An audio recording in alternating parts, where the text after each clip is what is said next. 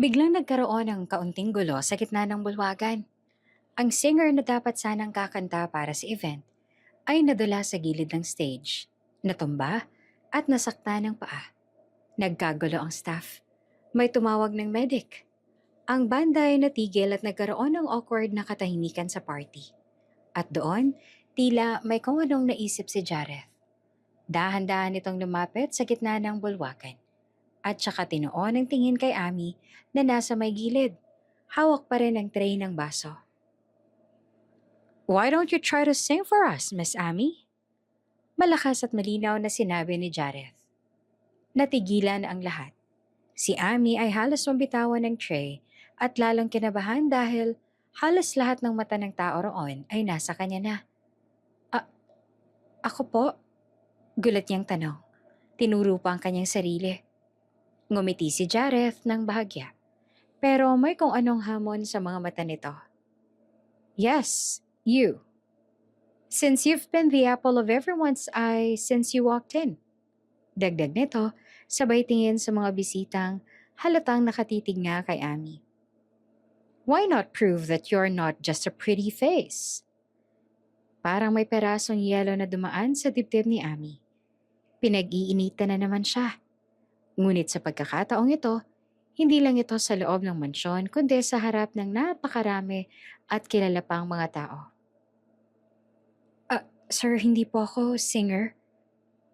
Mahina niyang sabi. "Really?" Sagot ni Jareth. Bahagyang nakataas ang kilay. "Too bad. Singer or not, I want to hear you sing.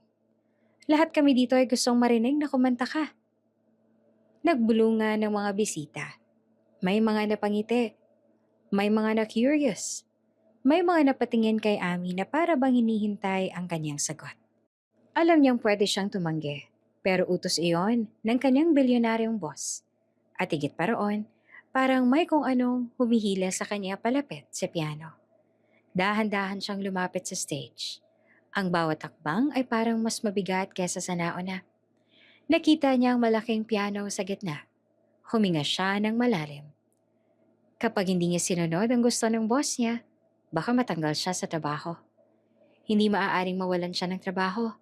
Kaya kailangan niyang sundin kung ano man ang gusto nito. Para kay Papa, aniya sa kanyang sarili.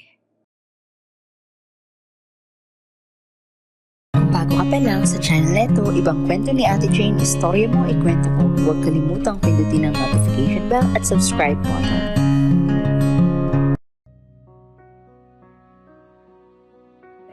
Balang araw, tatayo ako sa harap ng maraming tao, sa taas ng entablado. Gagawa ako ng mga kanta. Magiging kilalang singer ako.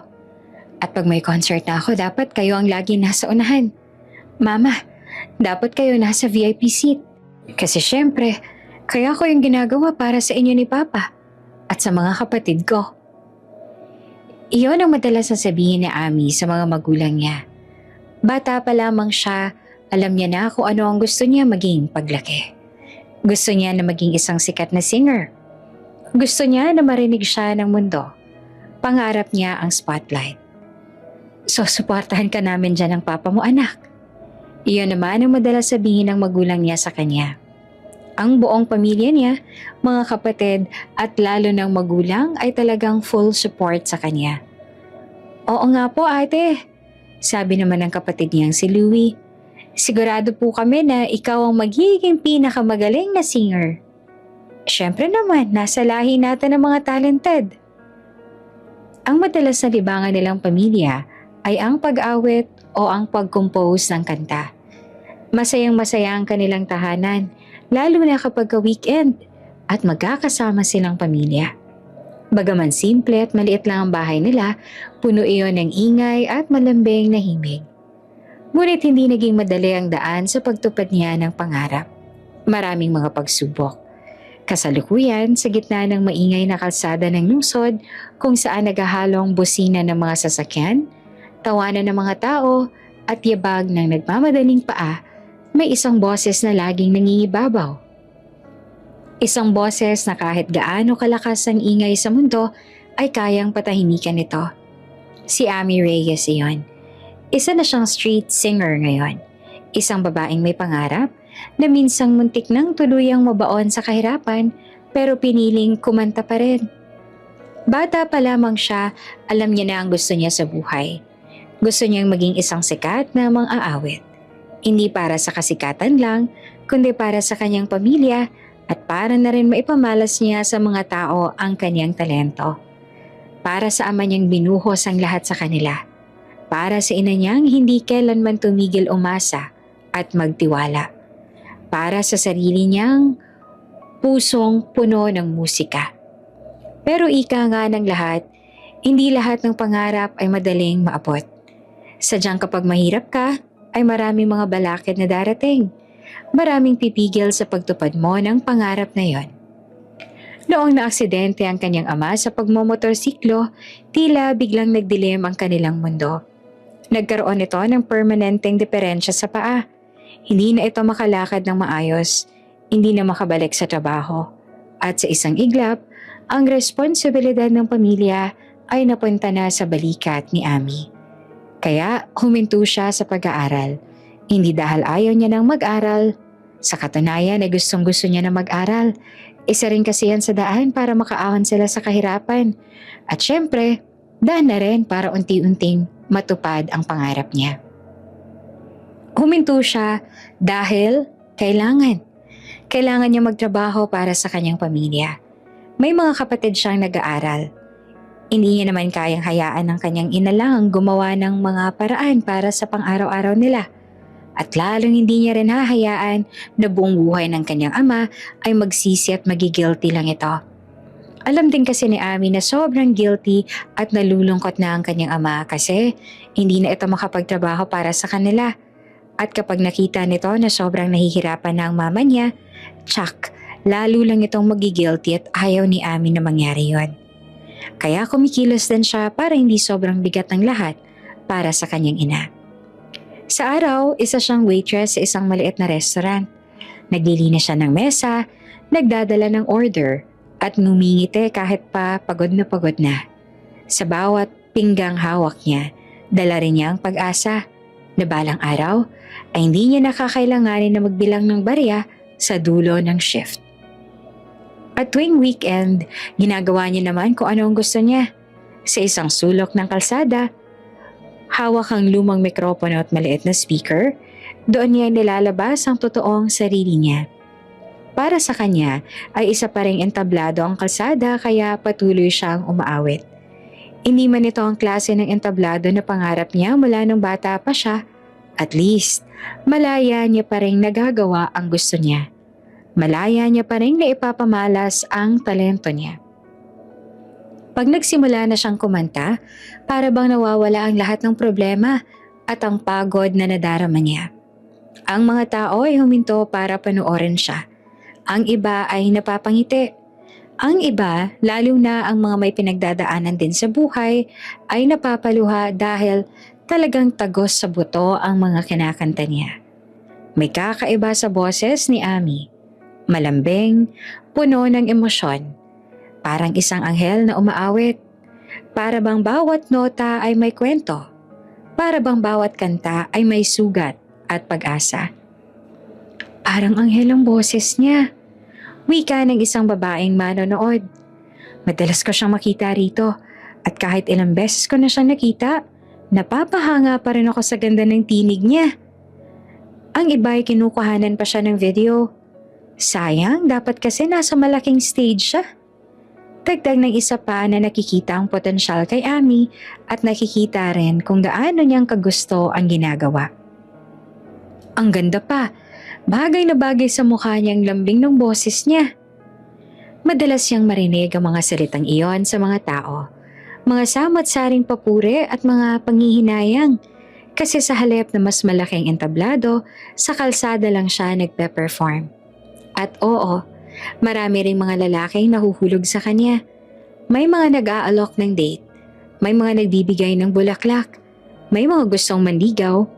Pero palagi siyang tumatanggi. Hindi dahil sa masungit siya, kundi dahil may mas mahalaga siyang ipinaglalaban. Isang bagay na mas mahalaga pa kesa pag-ibig. Sorry, Palagi niyang sinasabi sa mga sumusubok na ligawan siya. My heart is already busy chasing a dream. Ang pangarap niyang maging singer ay hindi kailanman nawala kahit pa siya ay naglilinis ng sahig sa restaurant. Kahit pa siya ay kumakanta sa kalye para sa bariyang binibigay ng mga estranghero. At sa kabila ng lahat ng hirap, si Ami ay patuloy na kumakanta. Hindi lamang para sa pera, kundi para sa pag-asang balang araw, maririnig din siya ng tamang tao at ng buong mundo. Hindi pa rin pala natapos ang mga hamon sa buhay ni Ami sa kabila ng lahat ng hirap na pinagdaanan nila. Hindi pa rin pala tapos ang mundo na bigyan siya ng matinding problema at hamon sa buhay. Kung akala niya ay sapat na ang pagod ng buong araw sa restaurant, ang pagtayo ng matagal sa kalsada habang kumakanta o ang sunod-sunod na dagok na dumarating sa pamilya nila, o kaya naman ay ang walang katapusang utang o kung ano pa mang pagpapahirap sa kanila pero nagkamali siya. Hindi pa pala sapat ang lahat ng yon. Dahil tama nga sila, hindi natatapos ang pagsubok sa buhay. Habang sumisikat ang araw, patuloy tayong haharap sa pagsubok. Isang gabi, katatapos lang niyang kumanta sa kalsada. Masakit pa ang lalamunan niya. Nanginginig ang paa sa pagod. Pero may kaunting saya sa puso dahil medyo maganda ang kinita niya noon. Hawak niya ang maliit na bag ng barya at kaunting bills habang naglalakad pa uwi. Ngunit pagdating niya sa kanilang bahay, agad niyang naramdaman na may mali. Tahimik ang paligid, masyadong tahimik na agad na nilokob ng kaba sa kanyang dibdib. Pagpasok niya pa lang sa loob, nakita niya ang kanyang ina na nakaupo sa gilid ng mesa. Hawak ang cellphone. Nanginginig ang mga kamay. Pagtingin pa lamang niya sa mukha nito, alam na agad ni Ami na may nangyari. Ma, mahinang tawag niya. Napatingala ang ina. At agad na tumulo ang luha nito. Ang papa mo, lumalala na ang sakit ng paa niya. Sinugod siya namin sa ospital kanina. Hindi na raw niya kinaya ang sakit. Bumalik lang ako dito para kumuha ng mga gamit niya. Parang may sumabog sa dibdib ni Ami. Hindi na siya nagtanong pa. Kinuha niya agad ang kanyang bag at sumunod sa kanyang ina patungong ospital. Sa loob ng tricycle, tahimik silang dalawa. Pero ang katahimikan ay puno ng takot. Pagdating nila sa ospital, nadatna nila ang ama ni Ami na nakahiga sa kama. Maputla ang mukha, pinipigilan ng daing sa sakit. Nakakabit dito ang tubo at dextrose. Ang kanang paa nito ay namamaga, mapula at may mga sugat na hindi na gumagaling. Lumapit si Ami sa ama at hinawakan ng kamay nito. Pa, nanginginig ang boses niya. Andito na ako. Ngumiti ng pilit ang ama. Pasensya na anak. Mukhang pabigat man naman ako. Hindi pa. Huwag mong sabihin yan. Mabilis siyang sagot. Kahit nangingilid ang luha sa kanyang mga mata. Ilang sandali pa dumating ang doktor. Miss Ami? Tawag nito. Pwede ba tayong mag-usap sandali? Sumunod si Ami at ang kanyang ina sa doktor patungo sa maliit na consultation room. Huminga ng malalim ang doktor bago nagsalita. Ang nangyari po sa paa ng iyong ama ay komplikasyon ng dati niyang injury. Paliwanag nito. Noong naaksidente siya, ilang taon nang nakalipas, nagkaroon ng matinding trauma sa buto at sa mga ugat ng paa niya. Kahit na gumaling ang balat at mga kalamnan sa labas, ang loob lalo na ang mga buto at blood vessels ay hindi na bumalik sa normal. Nagpakita ito ng x-ray at ilang scan. Makikita ninyo rito, itinuro ng doktor ang isang bahagi ng imahe na may tinatawag tayong chronic osteomyelitis, isang uri ng matinding impeksyon sa buto. Dahil sa mahinang daloy ng dugo sa paa niya, hindi na kayang labanan ng katawan ng impeksyon. Unti-unti nitong sinisira ang buto at mga nakapaligid na tissue. Napahawak si Ami sa bibig niya. Kung hindi ito maaagapan, patuloy pa ng doktor, ang impeksyon ay maaaring kumalat pa. Maaaring mamatay ang mga tissue at sa pinakamasamang kaso, magdudulot ito ng sepsis. Isang mapanganib na konduksyon kung saan kumakalat ang impeksyon sa buong katawan. At anong ibig sabihin niyan, Doc? Nanginginig ang tinig na tanong ng kanyang ina. Huminga ng malalim ang doktor. May posibilidad po na kailangan naming putulin ang paa niya kung tuluyang masira ang mga tissue at kumalat ang impeksyon. Ngunit may isa pa namang opsyon. Napatingin si Ami sa doktor, kumakapit sa bawat salita. Meron po tayong chance na iligtas ang paa niya, sabi ng doktor. Pero kakailanganin ng malaking operasyon. Tatanggalin ang mga infected na bahagi ng buto, lilinisin ang sugat at lalagyan ng espesyal na graft o implant para suportahan ang paa. Kakailanganin din ng matagal-tagal na gamutan at antibiotics. Tapos, magkano po ang lahat? Nanginginig na tanong ni Ami. Tahimik ang doktor sa loob ng ilang segundo bago nagsalita. Aabot po ito ng humigit kumulang 1,000,000 piso? Para bang gumuho ang mundo ni Ami. 1,000,000. Na hindi man lang niya kayang ipunin ang kalahati niyon kahit magtrabaho siya ng ilang taon. Ang kinikita niya ay sapat lang para sa pagkain, renta, pambayad ng utang, gamot ng ama, at matrikula ng kapatid.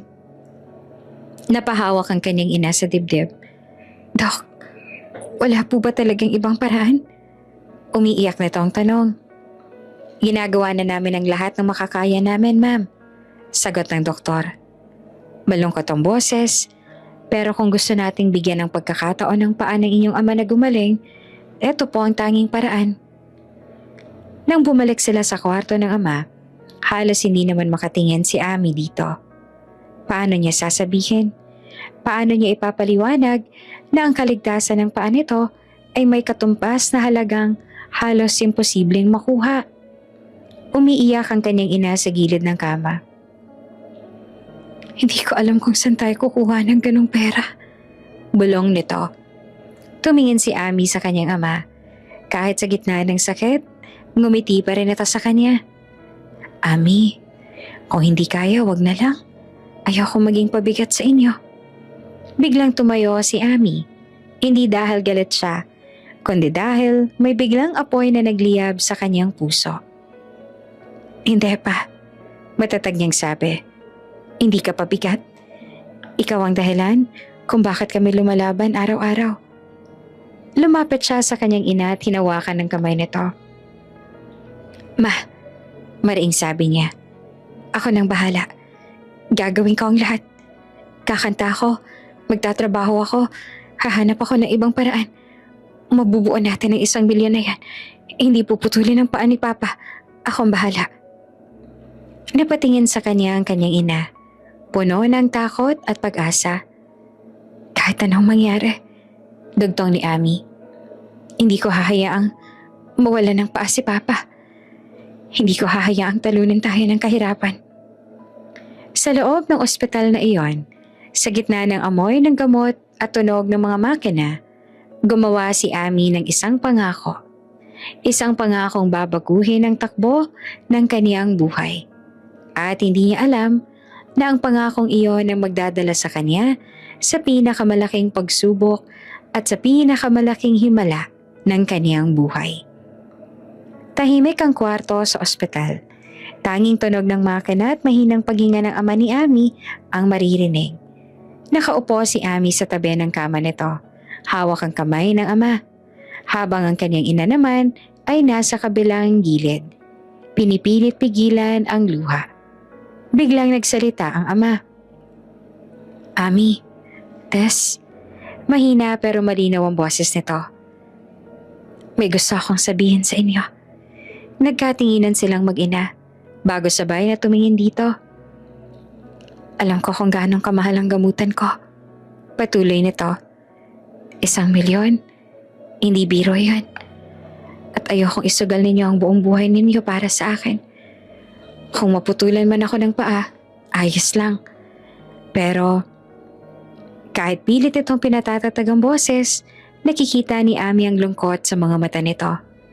Kita niya ang takot at higit sa lahat, ang panghihinayang. Pa, nanginginig na sabi ni Amy.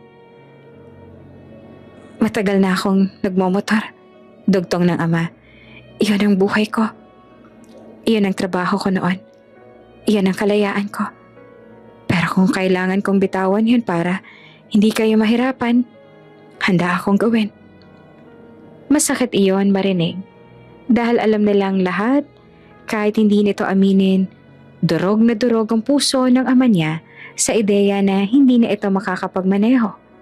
Hindi na makakatayo ng maayos. Hindi na magiging katulad ng dati.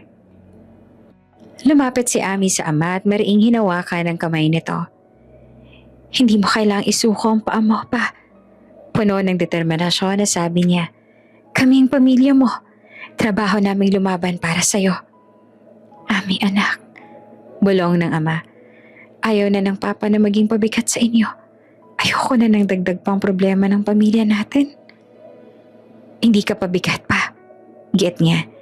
Hindi mo dinadagdagan ng problema natin. Huwag mong isipin yan. Ikaw ang dahilan kung bakit kami lumalakas.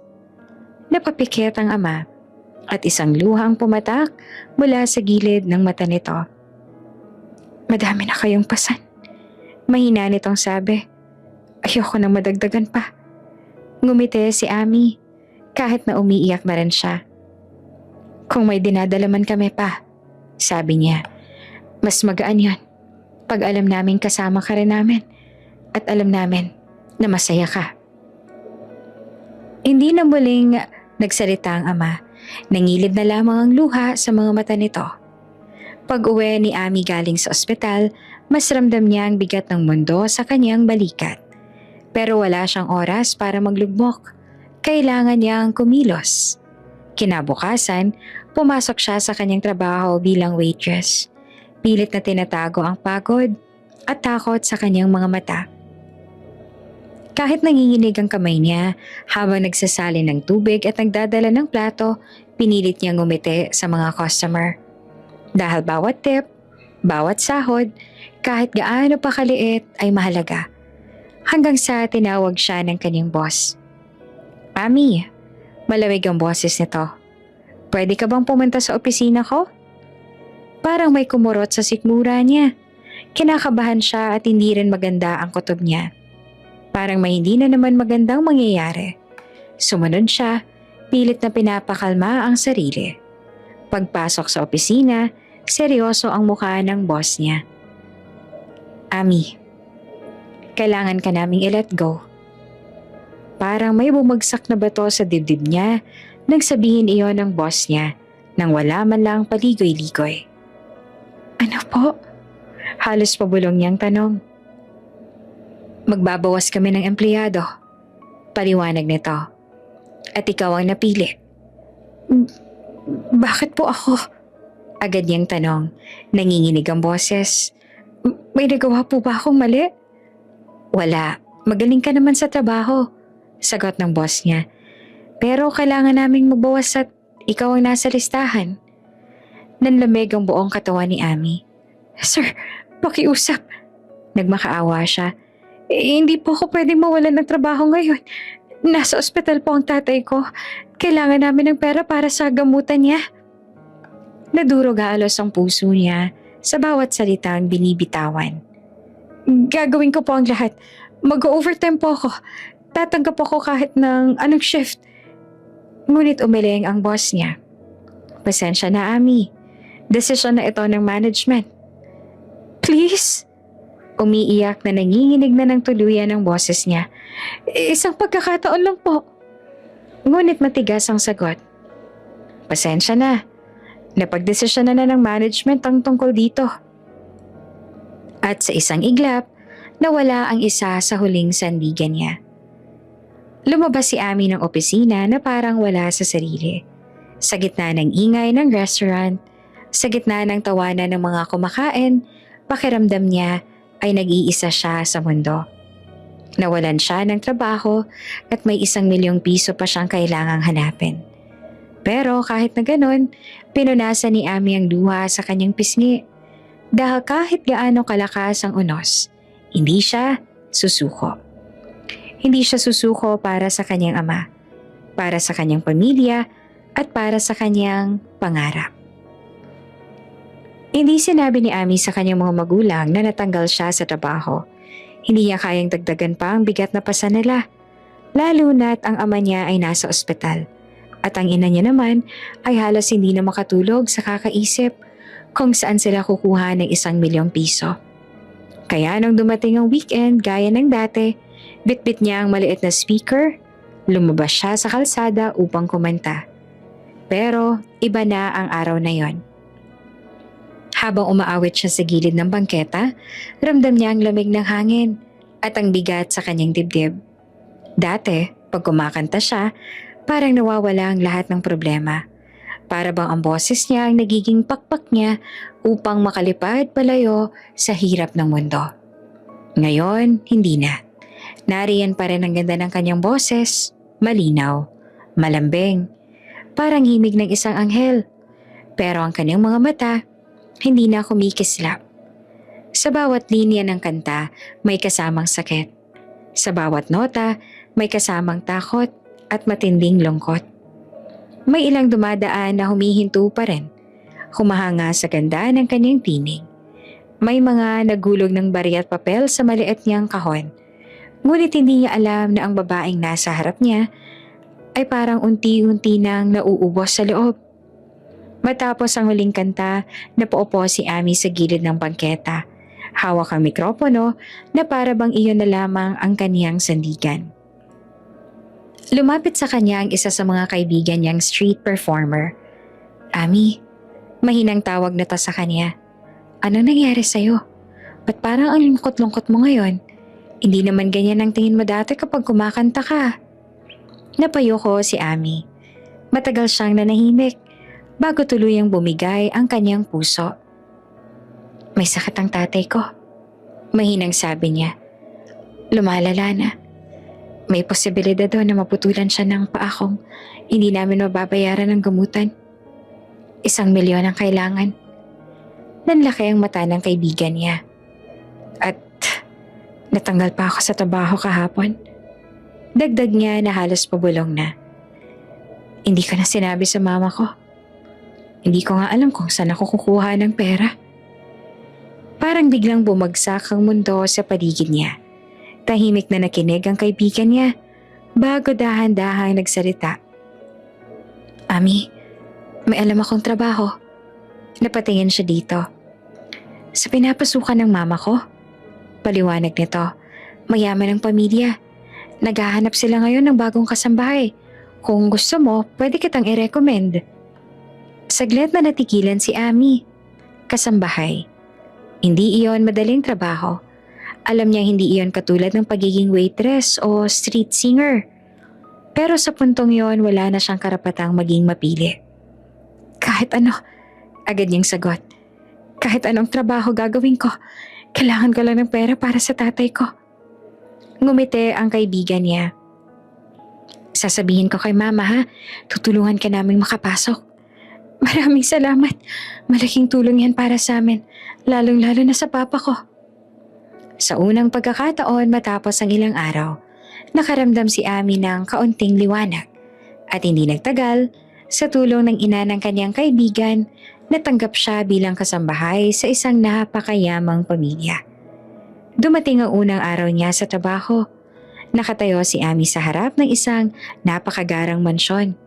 Mataas ang gate, malinis ang paligid at napakatahimik kumpara sa magulong kalsadang kinalakhan niya. Humigpit ang hawak niya sa maliit na bag na dala niya. Kayang-kaya mo to. Bulong niya sa sarili. Para kay Papa.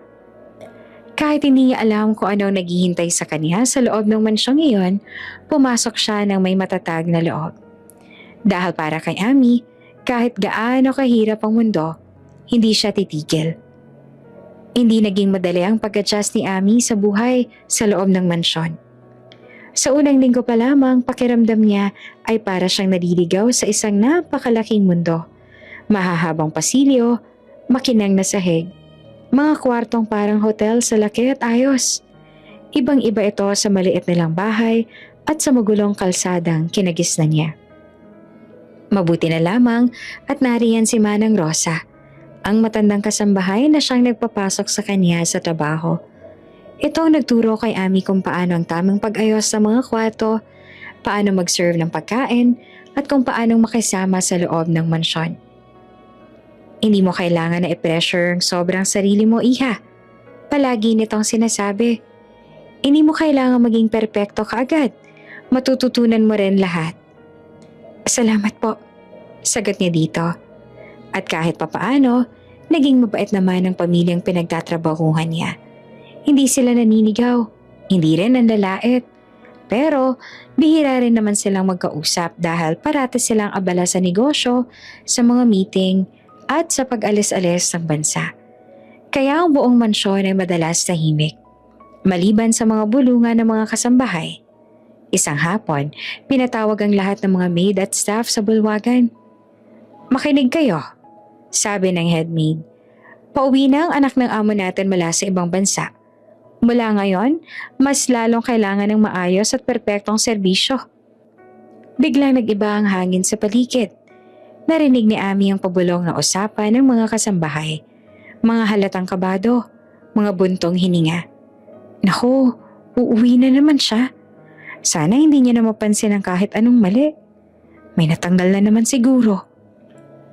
Napakunot ang noo ni Ami sa narinig. Hindi niya napigilang lumapit kay Manang Rosa. "Manang?" Mahina niyang tanong. "Bakit parang takot na takot po sila? Sino ho ba yung anak ng amo?" Napapuntong hininga ang matanda. "Si Sir Jareth Alvarez," sabi nito. "Masungit ang batang yun, iha. Matalas ang mata. Kahit maliit na pagkakamali, napapansin niya. At kapag may hindi siya nagustuhan, hindi siya nagdadalawang isip na magtanggal ng tao." Nanlaki ang mata ni Ami. "Ganon? Talaga po?" "Oo." Tumango si Manang Rosa. "Marami na ngang natanggal doon dahil sa maliit na pagkukulang eh." Parang biglang bumigat ang dibdib ni Ami. Paano kung mapansin ito ang kahit kaunting pagkakamali niya? Paano kung matanggal na naman siya sa trabaho? Hindi niya na alam kung saan siya pupunta kapag na nangyari iyon. Hindi niya kayang mawalan ulit ng kita, lalo na ngayon nakasalalay ang buhay ng kanyang ama. "Manang," nag-aalala niyang sabi, paano kung matanggal ako?" Ngumiti lamang ng banayad si Manang Rosa at tinawakan ng kamay niya. Kung magaling ka naman sa trabaho mo, iha," sabi nito. "Wala kang dapat ikatakot. Gawin mo lang ang lahat ng maayos at buong puso. Di ka naman tatanggalin kung wala kang ginagawang mali." Tumango si Ami, kahit hindi pa rin mawala ang kaba sa kanyang dibdib. Sa loob-loob niya, ipinangako niya sa sarili, hindi siya pwedeng magkamali. Hindi siya pwedeng sumuko dahil ang bawat araw na nandito siya ay isa na ring hakbang papalapit sa pagaling ng ama niya. Patapos sabihin na uuwi na nga si Jareth, naging abala na ang buong mansyon. Nagpupunas ng sahig ang mga kasambahay, pinapakinis ang mga salamin, pinapalitan ang mga kortina, at inaayos ang bawat sulok na para bang may paparating na hari. Sa totoo lang, parang gano'n na nga ang pakiramdam dahil uuwi ay anak ng amo, ang taong kinatatakutan ng lahat. Si Ami ay tahimik lang na gumagawa ng kanyang trabaho. Pero kahit pilit niyang pinapakalma ang sarili, hindi pa rin niya mapigilan ang kaba sa dibdib niya. Hanggang sa dumating na ang araw ng pag-uwi ni Jareth.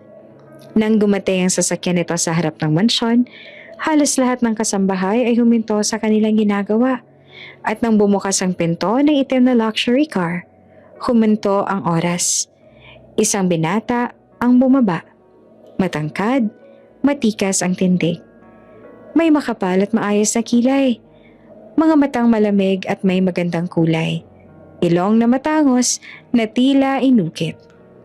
Ang panga nito ay matalim, parang hinulma ng isang eskultor, at ang labi naman bahagyang seryoso, bahagyang arogante. Ang buhok nito ay neatly styled, nagbibigay dito ng itsurang parang artista sa pelikula o masigit pa. Napakagwapo pala talaga ng binata. Pero bago pa siya tuluyang ma-starstruck, nakita niya na ang kabilang mukha nito. Sa unang hakbang pa lamang ng binata sa loob ng mansyon, nagbago na ang aura. Bakit hindi maayos-ayos tong vase? Malamig nitong tanong. Napayo ko agad ang isang kasambahay. Sorry po sir, aayusin ko po agad. Hindi ko kailangan ng sorry. Kailangan ko ng maayos sa trabaho. Putol nito sa matalim na boses. Isa pang kasambahay ang napagalitan dahil sa isang kortinang hindi raw pantay. Isa pa dahil sa alikabok sa mesa. Tahimik lamang ang buong mansyon. Walang nangahas, sumagot. Nagtaka naman si Ami kung bakit gano'n na lang ka-obsess ang binata sa kalinisan at pagiging maayos ang lahat ng bagay. Ganon pa man ay hindi niya na iyon kanasyon pa. Hanggang sa... Ami, tawag ng headmaid. Ikaw na nga magdala ng kape kay sir? Napatango si Ami at agad na kumuha ng tray. Nanginginig ang kamay niya habang naglalakad patungo sa opisina ng binata. Pagpasok niya, nakita niya ito nakaupo sa malaking mesa. Seryosong tumitingin sa laptop. Inilapag ni Ami ang tasa sa mesa. Anong klaseng kape to? Mariin na tanong nito. Hindi malang tumingin sa kanya. Brewed coffee po, sir. Sagot ni Ami. Biglang tumaas ang kilay ng binata at matalim siyang tiningnan. Hindi yan ang gusto ko. Naguguluhan na napatingin dito si Ami. Pero sir, hindi po ninyo sinabi kung anong klaseng kape. Pagalit na tumayo ang binata. Hindi ko trabaho ang ipaliwanag sa inyo ng gusto ko. Malamig nitong sabi. Trabaho mo ang malaman. Nanikip ang dibdib ni Ami at bago pa niya napigilan ang sarili, nasabi niya na. Wala po kayong karapatang sigawan ako. Mariin niyang sabi. Hindi yun naman po nilinaw kung anong klase ng kape ang dadaling ko sa inyo. Biglang nanahimik ang buong opisina. Natigilan ng binata. Dahan-dahan itong lumingon kay Ami at sa unang pagkakataon, tila may interes sa mga mata nito. Naglakad ito palapit sa kanya. Pinagtataasan mo ba ako ng boses? Mababa ngunit mapanganib nitong tanong. Para namang binuhusan ng malamig na tubig si Ami. Hindi po sir. Mabilis siyang sagot. Ngumiti ang binata, isang ngiting hindi umaabot sa mata. Tila nang uuyam pa. I heard it right. Sabi nito. May CCTV sa opisina kong to. Gusto mo bang i-play natin ang video para makita natin kung talagang hindi mo ako sinagot at pinagtaasan ng boses? Namutla ang mukha ni Ami. Hindi po. Sorry po sir. Mabilis siyang tinamang sarili habang yumuyo ko. Humihingi po ako ng paumanhin. Lumakad ito pabalik sa mesa. Ang ayoko sa lahat, malamig nitong sabi, ay ang pinagtataasan ako ng boses at ang sinasagot ako. Yumuko lalo si Ami. Opo sir, pasensya na po. Pero sa kabila ng kanyang pagyuko, hindi niya napigilan ang pabulong na sabihin. Kasalanan mo naman eh, hindi mo nilinaw kung anong gusto mo. Napataas kilay ang binata na naririnig pa rin ito. At sa unang pagkakataon, sa halip ng galit, isang bahagyang ngiti ang sumilay sa labi nito. Interesting, bulong nito sa sarili. Kung inakala ni Ami na magtatapos na ang lahat sa araw na sinagot niya si Jareth, nagkakamali siya. Sa halip na matanggal sa trabaho, lalo na pa siyang napunta sa ilalim ng radar nito. Mula umaga hanggang gabi, halos hindi na siya pinapatahimik ng binata. Ami, dalhin mo nga to sa opisina ko. Mariin itong utos, kaya aligagana naman siyang sinod iyon. Noong nagawa niya ang utos nito, muli siya nitong ipapatawag. Ami, nasaan ang kontrata na pinapakuha ko? At syempre, madaling-madali naman siya na sundin ang utos nito. Ami, bakit hindi pa dumarating ang folder na yon? Kunin mo nga yan ngayon din. Sabihin mong kailangan ko yan ngayon. Minsan, pakiramdam niya, hindi na siya kasambahay. Parang personal assistant na siya ni Jareth.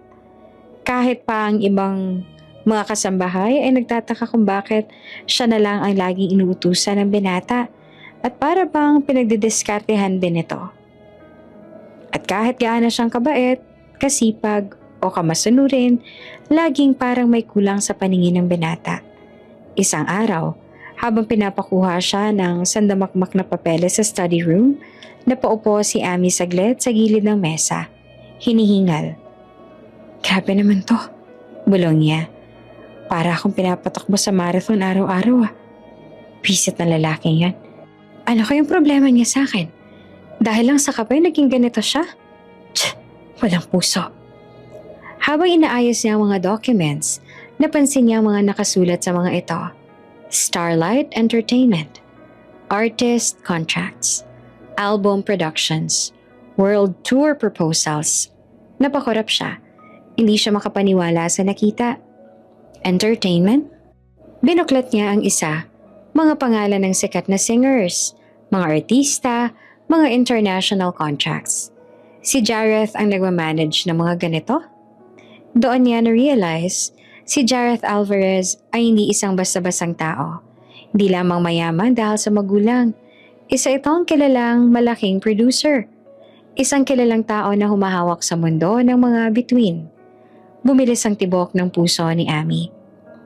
Kung producer ito, kung ito ang nagde-decide kung sino ang sisikat, napahigpit ang hawak niya sa folder. Ibig sabihin, hawak nito ang mundong matagal niya nang pinapangarap. Pero kasabay ng paghanga, mapansin niyo rin ang isa pang bagay. Sa gilid ng folder, may nakalagay. Medical file, Jareth Alvarez. Diagnosis, Obsessive-compulsive disorder. Hindi niya sinadyang mabasa, pero nang makita niya ang mga detalye, compulsive need for order, anxiety when things are not aligned, intense comfort with mistakes or unpredictability. Dahan-dahan niyang ibinaba ang papel. So, iyan pala. Kaya pala napakaliit na mali ay nagiging malaking problema para sa binata. Kaya pala kahit isang baso na mali ang pwesto o isang kortinang hindi pantay-pantay ay para bang mundo na ang kumuho para sa kanya. Hindi pala dahil masama ang ugali nito. May dahilan pala ang pagiging mahigpit ng binata. Habang iniisip niya iyon, biglang bumukas ang pinto. Amy! Malamig na boses ni Jareth. Nasaan ang files? Mabilis siyang tumayo. Narito na po, sir. Inabot niya ang folder. Saglit itong napatingin sa kanya. Late ka na ng 3 minuto. Napayuko siya. Pasensya na po. Pero sa loob-loob niya, iba na ang nararamdaman. Hindi na lang takot. Hindi na lang inis. May kaunting pag-unawa. Lumipas ang ilang linggo at patuloy na gano'n ang nangyayari. Tahimik ang pasilyo, habang bitbit ni Amy ang tray ng kape papunta sa opisina ni Jareth. Pero matapos niyang malaman kung anong kondisyon ng binata, nagkaroon siya ng kaunting pag-unawa dito. Kabado ang dibdib niya at hindi niya alam kung anong mood ng amo niya ngayon. Kumatok siya ng 3 beses sa pintuan pero walang sumagot. Kaya dahan-dahan tinulak niya ito pabukas. Agad din siyang napatigil. Naroon si Jareth. Nakatayo sa gitna ng opisina, hawak ang cellphone at may kinakausap. Nakatungo ito ng bahagya, ngunit ramdam ang rinig sa boses nito, ang galit. Are you kidding me? Singal ni Jareth sa telepono. I told you to send me the revised contract yesterday. Yesterday! Tahimik na ipinasok ni Amy ang tray at dahan-dahang ipinatong ang kape sa lamesa. Takot na baka makagawa ng kahit kaunting ingay. Do you have any idea how much money we're losing every minute? Hindi pwedeng ganito ang trabaho ninyo. Kung hindi niya kaya, papalitan ko kayo. Napakurap si Amy. Hindi pa niya kailanman nakita si Jareth na ganito. Hindi lang masungit, kundi galit na galit. Fix it! I don't care how. I want it on my desk in an hour. Malamig na utos nito bago ibinaba ang tawag. Naging tahimik ang buong silid. Si Amy naman ay nakatayo na rin sa gilid ng lamesa. Hindi gumagalaw. Takot siyang baka kapag umalis siya ng basta-basta ay magalit pa ito. Lumingon si Jareth at saka nito napansin ng dalaga. "Why are you still standing there?" Tanong niya. Bahagyang nakakunot ang noo. Nerbyos si Ami. Sir, pinapatanong po ni Manang kung ano raw po ang gusto ninyong ulam mamaya for dinner. Napabuntong hininga si Jareth. "Tell her grilled salmon and vegetable soup. No onions." "Opo, sir."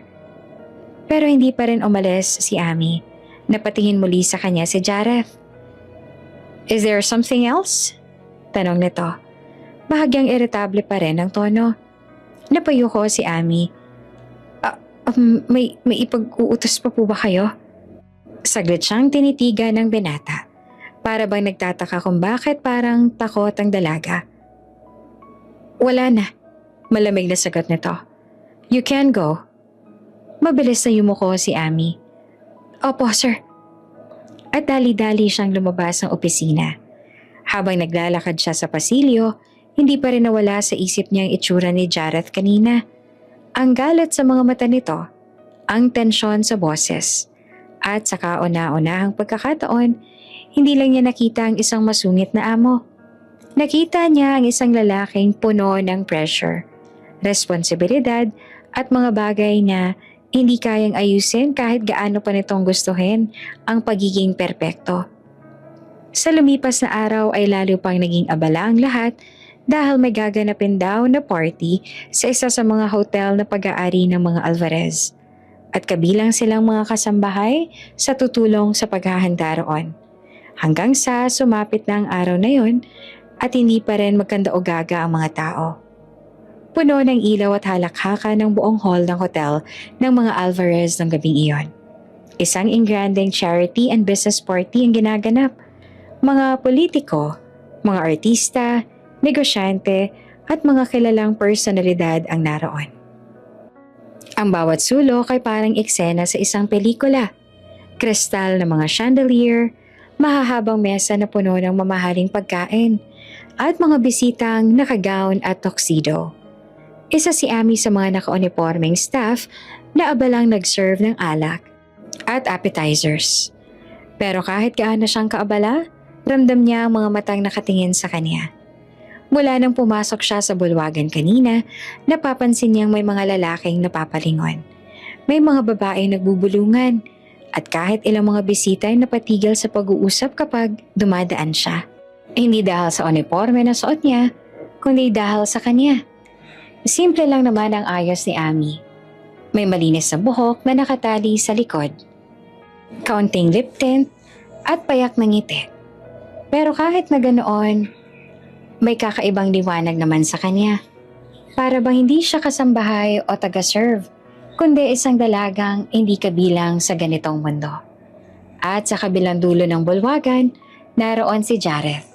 Tahimik lang ito nakatayo, may hawak na baso ng alak, kausap ang ilang business partners. Ngunit sa kabila ng abalang usapan, paulit-ulit pa rin ang pagtingin nito kay Ami. Hindi nito maintindihan kung bakit. At hindi rin ito gustong aminin na may kung anong kirot sa dibdib nito tuwing nakikita nito na may ibang lalaking mga nakatitig sa dalaga. Biglang nagkaroon ng kaunting gulo sa gitna ng bulwagan. Ang singer na dapat ay kakanta para sa event ay nadala sa gilid ng stage, natumba at nasakta ng paa. Nagkagulo ang staff. May tumawag ng medic. Ang banda ay natigil. Nagkaroon ng awkward na katahimikan sa party. At doon, tila may kung anong naisip si Jareth. Dahan-dahan itong lumapit sa gitna ng bulwagan at saka itinuon ang tingin kay Ami na nasa gilid, hawak pa rin ang tray ng baso. "Why don't you try to sing for us, Miss Ami?" Malakas at malinaw na sabi ni Jareth. Natigilan ang lahat. Si Ami ay halos mabitawan ng tray at lalong kinabahan dahil halos lahat ng mata ng tao roon ay nasa kanya na. Ako po?" Gulat niyang tanong, tinuro pa ang kanyang sarili. Ngumiti si Jareth ng bahagya, pero may kung anong hamon sa mga mata nito. "Yes, you. Since you've been the apple of everyone's eye since you walked in. Dagdag nito, sabay tingin sa mga bisitang halatang nakatitig nga kay Ami. Why not prove that you're not just a pretty face? Parang may perasong yelo na dumaan sa dibdib ni Ami. Pinag-iinitan na naman siya. Ngunit sa pagkakataong ito, hindi lang ito sa loob ng mansyon kundi sa harap ng napakarami at kilala pang mga tao. Sir, hindi po ako singer. Mahina niyang sabi. Really? Sagot ni Jareth. Bahagyang nakataas ang kilay. Too bad. Singer or not, I want to hear you sing. Lahat kami dito ay gustong marinig kang kumanta. Nagbulungan ang mga bisita.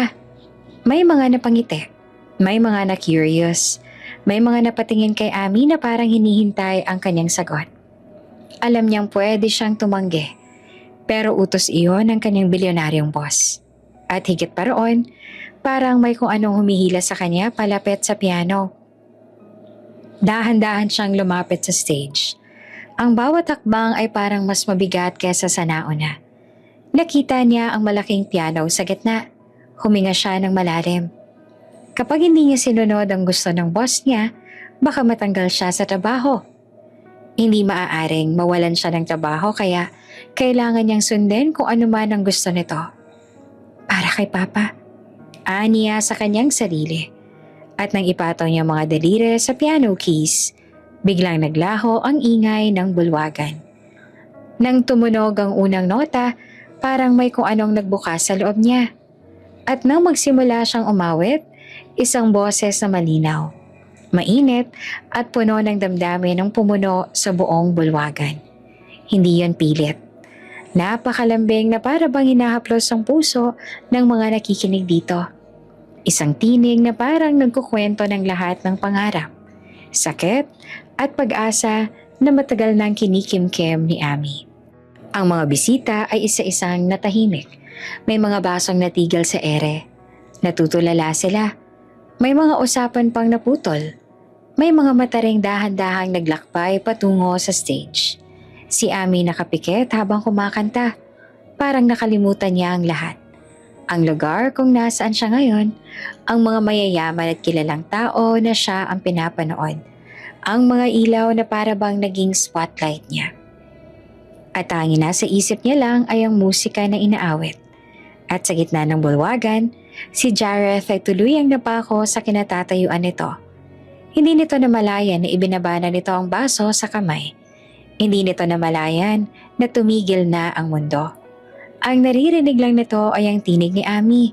At sa sandaling iyon, hindi nito nakita ang isang kasambahay.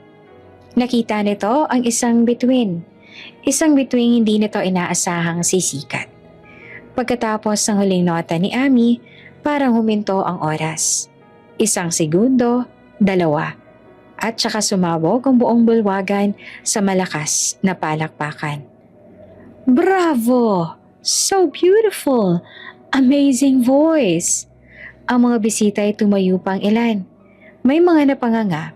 May mga halatang hindi makapaniwala sa narinig nila. Si Ami ay nakatayo pa rin sa tabi ng piano. Hawak ang laylayan ng suot niyang uniforme. Nanginginig ang mga daliri. Hindi dahil sa takot, kundi dahil sa biglang bugso ng emosyon. Hindi niya na inakalang maririnig ng ganito ang mga taong kanyang boses. Isang boses na madalas ay sakali lang umaalingaw-ngaw. Sa gitna ng ingay ng sasakyan at yabag ng mga nagmamadali, ngayon naririnig nito ang mga taong may kapangyarihan, pera at impluwensya. At sa gitna ng lahat ng iyon, si Jareth ay hindi pa rin gumagalaw. Nakatitig lang ito kay Ami. Parang unang beses nitong nakita ang dalaga. Ang mga mata ng bilyonaryo na sanay sa malamig na panghusga, sa kritikal na pagtingin sa mga artist at performers ngayon, ay puno ng isang bagay na bihira sa kanya, paghanga. At siguro, pagkabigla. Dahan-dahang yumuko si Ami sa mga bisita. Siya kaagad na bumaba ng entablado. Parang gusto niyang magtago. Lumapit siya kay Manang Rosa na nasa gilid ng bulwagan. Namumula ang pisngi. Anak, grabe! Bulong ni Manang Rosa, hawak ang kanyang kamay. Napakaganda ng boses mo. Para kang isang anghel. Hindi lang pala mukhang pinagkaloob sa'yo ng Diyos, pati rin pala talento sa pagkanta. Napangiti si Ami. May halong hiya at pasasalamat. Salamat po, Manang. Pero kahit sinubukan niyang ngumiti, ramdam pa rin niya ang bigat sa dibdib. Dahil sa kabila ng palakpakan, parang may mali. Ang pag-awit niya ay hindi naging sariling desisyon. Hindi iyon alay. Isa iyong utos. At ang mga mata ng mga taong nakatingin sa kanya ngayon ay parang hinuhubaran siya. Hindi bilang tao, kundi bilang isang bagong tuklas na talento. Parang isang bagay, isang aliwan, at iyon ang masakit. Tahimik siyang humakbang palayo. Palabas ang bulwagan, hindi na pinapansin ang mga bulong at sulyap ng mga bisita. Kailangan niya ng hangin, ng katahimikan. Nagsandaling hindi siya titingnan. Pero hindi niya alam, may isang pares sa mga mata ang sumusunod sa kanya. Lumabas siya sa mahabang pasilyo, patungo sa maliit na garden sa gilid. Tahimik doon. Tanging mga ilaw at mga halaman ang nandoon. Huminga siya ng malalim. Doon niya lang naramdaman ang panginginig ng kanyang katawan. Running away after stealing the spotlight? Napatigil si Ami. Kilalang kilala niya ang boses. Paglingon niya ay nandoon si Jareth. Nakatayo sa ilalim ng ilaw ng garden lamp. Ang mga matay kumikislap sa kakaibang paraan. Sir, mahina niyang sabi. Lumapit ito sa kanya. Mabagal at kalmado. Parang isang leon na papalapit sa isang osa. Maganda ang boses mo. Sarcastic ko nitong sabi. And don't get me wrong. I have eyes for talent. Hindi gumalaw si Ami. Hindi niya alam kung dapat siyang magpasalamat o mag-ingat. Pero, tanong niya hindi napigilan na magtaas ang tingin. Bahagyang umiti si Jareth. Walang pero. That was truly amazing. Hindi ko inaasahan ng ganong tinig mula sa isang kasambahay. Tumibok ng malakas ang puso ni Ami. Hindi ko po ginusto ang nangyari. Mahinang sabi niya. Ipinahiya niyo po ako sa harap ng lahat. Biglang nag-iba ang titig ni Jareth. Pinahiya? Ulit niya. I gave you a stage. Hindi po. Mariin niyang sagot. Ginawa niyo akong palabas. Nagtagal ang katahimikan sa pagitan nila. Ang hanging dumaan ay naglaro sa buhok ni Ami. Si Jareth ay hindi agad nagsalita. Pero sa unang pagkakataon, parang hindi na ito sobrang confident at full of arrogance. Matapos ang gabing yon sa party, tila nagbago ang ihip ng hangin sa mansyon. Hindi na muli nakita ni Jareth si Ami sa paligid. Noon, kahit pa iniiwasan ito ng dalaga, paminsan-minsan ay nasisilayan pa rin ito si Ami sa kusina, sa pasilyo, sa hardin. Ngunit ngayon para bang sinadya ni Ami na hindi na siya makita. At kung sakaling magkasalubong man sila, agad itong lilihis ang daan o yuyuko na lamang. At sa unang pagkakataon, si Jareth ang nakaramdam ng inis. Isang kakaibang pagkainis. Hindi dahil hindi siya sinusunod, kundi dahil hindi siya pinapansin. Sa bawat pagkakataong sisilip si Jareth sa kusina, wala si Ami.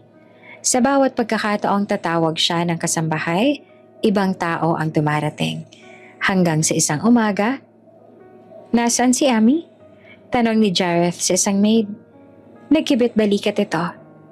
Hindi ko po alam, sir. Mas lalong kumunot ang noon ni Jareth.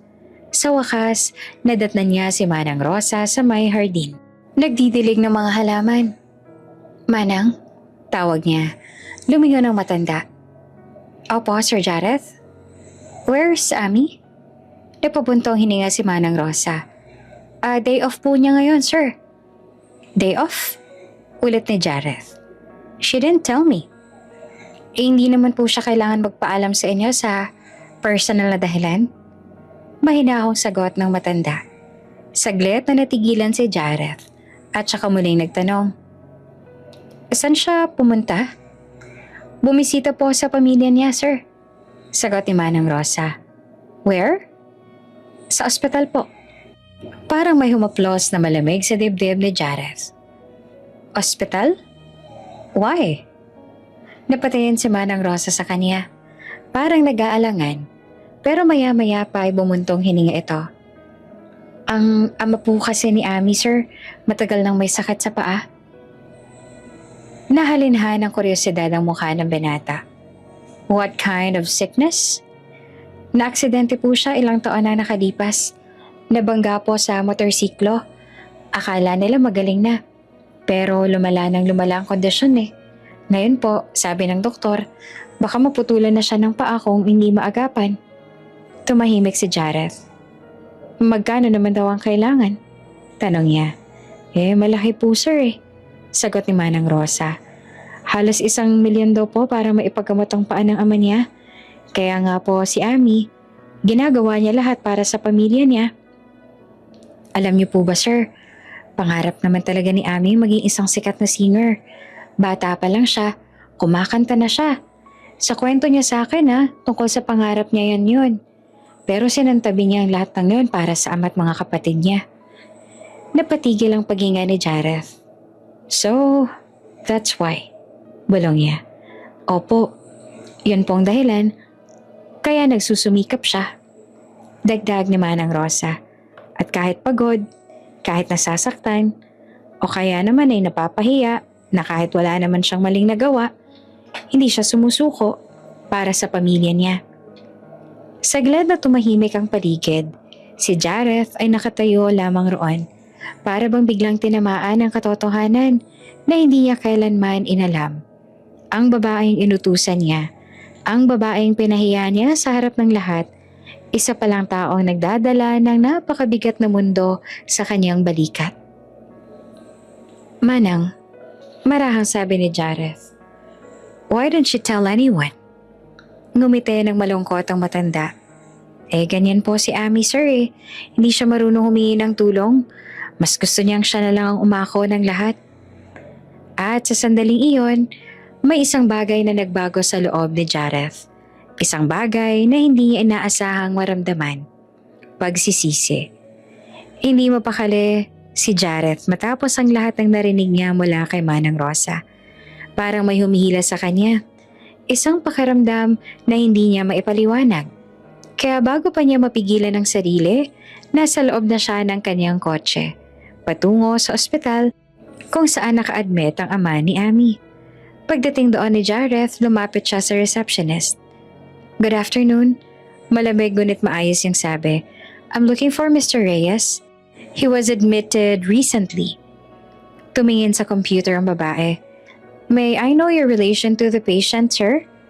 I'm a friend of the family. Sagot ni Jareth. Diretso ang tingin. Sandaling nag-alangan ang receptionist.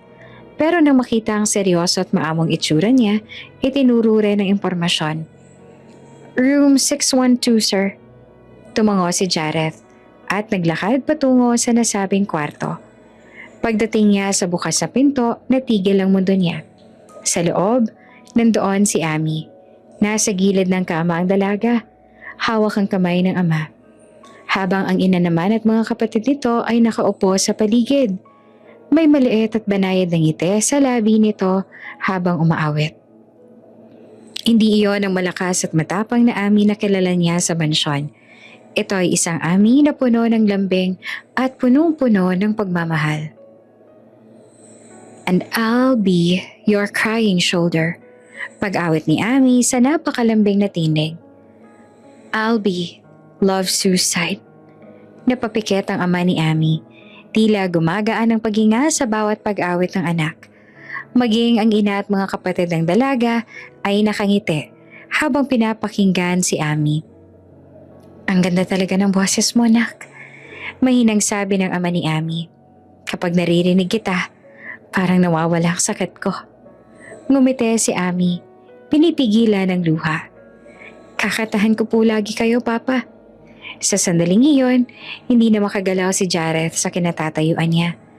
Ang tibok ng puso niya ay bumilis hindi dahil sa kaba, kundi dahil sa kung anong init na gumapang sa kanyang dibdib. Ang ngiti ni Ami, ang pagmamahal nito sa pamilya, ang boses nitong tila humahaplos sa kaluluwa, ay para bang may bahagi sa loob ni Jareth na matagal nang tulog. Ngayon lamang nagising. Dahan-dahan siyang umatras. Ayaw sirain ang sandaling yon. Ngunit tila naramdaman ni Amy na may nanonood dito. Napatingin ito sa pintuan. Saktong nakatalikod na roon si Jareth at nagmamadaling maglakad. "Papa, sandali lang po," sabi ng dalaga bago tumayo. "Parang may nakita po ako eh."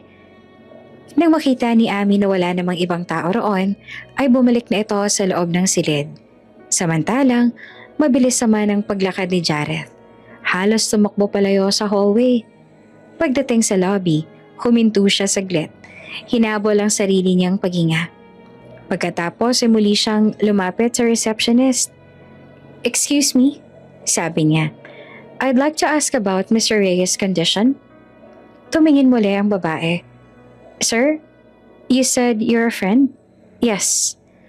"Well, his case is serious po." Mariin na paliwanag nito. "Severe post-traumatic infection. The injury from years ago didn't heal properly. The bone is already affected.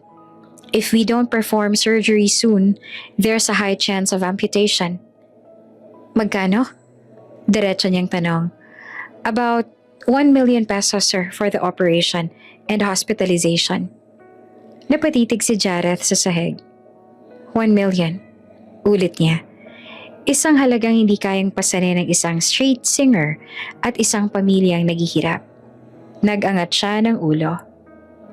"I'll take care of it," matatag niyang sabi. "Process everything. I'll have my secretary coordinate with the hospital for the payment." Nanlaki ang mata ng receptionist. "Sir, are you sure?" "Yes." At sa sandaling iyon, hindi niya iniisip kung tama o mali. Ang alam lang niya, hindi niya hahayaang mawala ang ngiting nakita niya sa labi ni Amy. At hindi niya hahayaang mag-isa si Amy sa laban na ito. Hindi rin alam ni Jareth kung bakit niya ba ginawa yun. Pero hindi na mahalaga kung ano ang dahilan sa ngayon. Hindi pa rin makapaniwala si Amy. Nang sabihin ng receptionist sa kanya na may isang lalaki ang nagbayad ng malaking bahagi ng hospital bills ng kanyang ama at ang pangalan nito ay Jareth Alvarez. Parang may bumagsak na mabigat sa kanyang dibdib. Ang lalaking akala niya ay puro yabang, galit at parang walang puso. Agad niya itong hinanap. Nagbabaka sakali na nasa ospital pa ang binata, pero wala na ito roon. Kaya naman agad siyang umuwi sa mansyon para makausap niya ang binata at para malaman kung bakit nito ginawa iyon. Nasa veranda si Jareth nung natagpuan niya ito. Nakatingin sa labas na tila may iniisip na mabigat. Maayos ang postura, elegante, pero sa mga mata nito may kung anong pagod at guilt. "Sir Jareth?" Mahinang tawag ni Amy. Lumingon ang binata. Nagulat ito nang makita siya. "Amy," lumapit ang dalaga. Pilit kinokontrol ang emosyon sa dibdib. "Bakit mo ginawa yun?" Diretsong tanong niya. "Bakit niyo po binayaran yung hospital bill ng aking ama?" Tahimik si Jareth sandali, then he sighed. "I made a mistake," sabi nito na mababa ang boses. "And that is the only way I know. To apologize." Napakunot noo si Amy. "Hindi niyo po kailangan gawin yon. Hindi ko naman po hinihingi." "I know." Mabilis na putol ni Jareth. "But I needed to do it. Hindi ako patatahimikin ng konsensya ko kung hindi ko gagawin yan." Tumingin ito sa mata ng dalaga. "I embarrassed you. I humiliated you in front of everyone at that party. I used your talent like it was something I could just play with. And I hated myself for that." Huminga ito ng malalim. "So, this is my apology." Nanahimik si Amy. Gusto niyang tumanggi. Gusto niyang sabihin na hindi niya kailangan ng awa. Pero sa isip niya, nakita niya ang ama niyang nakahiga sa kama, nanghihina, lumalaban sa sakit. Naalala niyang sinabi ng doktor na kailangan mo operahan agad ang kanyang ama bago tuluyang kumalat ang impeksyon. Kailangan nila ng perang iyon. At kahit masakit sa pride niya, kailangan niya itong tanggapin. Thank you. Mahina niyang sabi. Hindi ko alam kung paano kita pasasalamatan. You don't have to, sagot ni Jareth. Just let me do this for you. Pero babayaran ko, mariin niyang sabi. Gagawin ko po lahat para bayaran ko kayo. Tatanawin ko po itong utang. I'm not taking this as charity. Isang bahagyang ngiti ang sumilip sa labi ni Jareth. It's okay kung yun ang gusto mo, hindi kita pipigilan. Tumango si Ami. Kailangan ko na pong bumalik sa pamilya ko, sabi niya. Salamat po ulit sa ginawa ninyo. Talikod na sana siya nang marinig niya ang tinig ni Jareth. Ami, lumingon siya dito. I'm really sorry, sabi ng binata. Seryoso at totoo. It wasn't my intention to embarrass you. I was wrong, and I admit it. Sa sandaling iyon, nakita ni Ami ang isang Jareth na hindi niya inaasahan. Hindi ang bilyonaryong boss, hindi ang masungit na amo, kundi isang lalaking marunong magkamali at marunong humingi ng tawad. Ngumiti siya dito, isang maliit pero totoong ngiti. Thank you for saying that, sagot niya. Parang himala, iyon ang pakiramdam ni Ami nang marinig nila ang balita mula sa doktor. Maaari na daw isagawa ang operasyon ng kanyang ama. Matagal na nilang hinihintay ang sandaling iyon. Ilang linggo ng kaba, ilang gabi ng luha at panalangin. Akala nila ay aabutin pa ng napakatagal bago nila makumpleto ang halaga na kailangan. Pero dahil sa tulong ni Jareth, biglang nagbukas ang pintuan ng pag-asa. Sa loob ng kwarto ng ospital, mahigpit na hawak ng ina ni Ami ang kamay ng kanyang asawa habang pinupunasan ng mga luha. Salamat, Panginoon, bulong nito. Lumapit si Ami sa kanyang ina at niyakap ito. Ma, gagaling na si Papa. Mahina niyang sabi. Hindi nalalala ang impeksyon niya. Tumango ang ina, umiiyak at nakangiti. Kung may pagkakataon, kakausapin talaga namin ang amo mo. Napakabait niya. Napakabuti ng kanyang puso. Sabi nito na puno ng pasasalamat. Kailangan namin magpasalamat sa kanya. Hindi ko alam kung paano kami makakabawi sa ginawa niya para sa atin. Napangiti si Ami. Opo, ma, sagot niya. Mabait po talaga si Sir Jareth.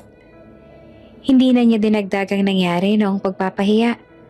Ang biglang pagpilit sa kanyang komenta sa harap ng lahat. Hindi na niya gustong dungisan ng imahe ng lalaking tumulong sa kanilang pamilya sa oras ng pinakamatinding pangangailangan. Para sa kanya, mas mahalaga ang katotohanan dahil kay Jareth, may pag-asa na ang kanyang ama. Isang linggo bago ang operasyon, kinausap niyang muli si Jareth sa mansyon. Nasa opisina ang binata, abala sa pagbabasa ng mga papeles nang kumatok siya. Sir, mahinang tawag niya. Come in, sagot nito. Pagpasok niya ay tumayo si Jareth at agad na napansin ang kakaibang ningning sa mga mata ng dalaga. You look different, sabi nito. You look happy. Opo, sagot ni Ami at hindi maitago ang ngiti. Gusto ko lang po sanang magpasalamat ulit dahil po sa inyo, maooperahan na po ang tatay ko. Tahimik ang ilang sandali, si Jareth. Good, sabi ng binata. I'm glad. Kung hindi po dahil sa tulong ninyo, patuloy ni Ami, aabutin pa kami ng napakatagal bago makompleto ang 1 milyon. At sa dami ho ng kailangang bayaran, sa liit ng kinikita namin, baka bago pa namin mabuo ang perang yun, tuluyan ang lumala ang kondisyon ng papa ko. Huminga siya ng malalim. So, we really owe you po. Hindi lang po pera kundi buhay po ng tatay ko. Tinitigan siya ni Jareth. For the first time, hindi bilang amo, hindi bilang bilyonaryo, kundi bilang isang taong nakakaunawa. Kitang-kita ang pag-unawa sa mga mata nito at hindi rin maitatanggi na kitang-kita ang paghangaroon. I'm glad I could help you and your family. Marahang sabi ng binata. That's all that matters. Nagtagpo ang mga mata nila at sa sandaling iyon, pareho nilang naramdaman na may nabubuong kakaiba sa pagitan nila. Hindi lang utang na loob kundi isang tahimik na koneksyon na unti-unting nagiging mas malalim. Kinailangan muling umalis ang bansa ni Jareth. Isang sunod-sunod na meeting, kontrata at recording session ang naghihintay sa kanya. Ilang sikat na artista ang hawak ng kanyang entertainment company at ngayon ay nagpo-produce siya ng panibagong album para sa isa sa pinakamalaking singer sa industriya. Isang pangalan na kayang magpuno ng stadium. Isang boses na minamahal ng milyong-milyong mga fans. Sa loob ng high-end recording studio sa Seoul, nakaupo si Jareth sa likod ng salamin. Nakahawak ang isang kamay sa baba habang nakatitig sa babaeng nasa loob ng booth. Again from the chorus, utos niya sa pamamagitan ng intercom. May bahid na ng ines ang kanyang tinig at ang babae naman ay halatang natatakot na sa kanya dahil nakailang ulit na ito at hindi pa rin siya kontento sa naririnig. Tumango ang singer at muling kumanta. Malinis, perpekto ang tono, walang mali. Ngunit walang laman. Iyon ang dahilan kung bakit niya ito pinapaulit-ulit. Unti-unting kumunot ang noo ni Jareth habang nakikinig. Hindi niya maramdaman. Walang kirot sa dibdib kahit pa sad ang song na iyon. At siya rin mismo ang nag-compose nun. Walang kilabot sa balat. Walang kakaibang humahaplos sa kanyang puso.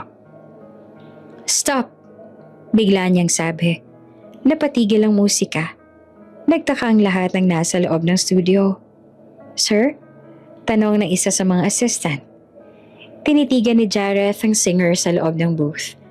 Ang babaeng milyon-milyon ng fans, ang boses na pinupuri ng buong mundo. Sing it again. Malamig yung utos. But this time, don't just hit the notes. Feel it. Muling kumanta ang singer. Mas emosyonal, mas pilit. Ngunit lalo lang nainis si Jareth. Still nothing. Bulong niya sa sarili. Biglang parang may sumulpot sa isip niya. Ang mahinhin ngunit malinaw na tinig ni Ami. Ang boses na parang sa anghel.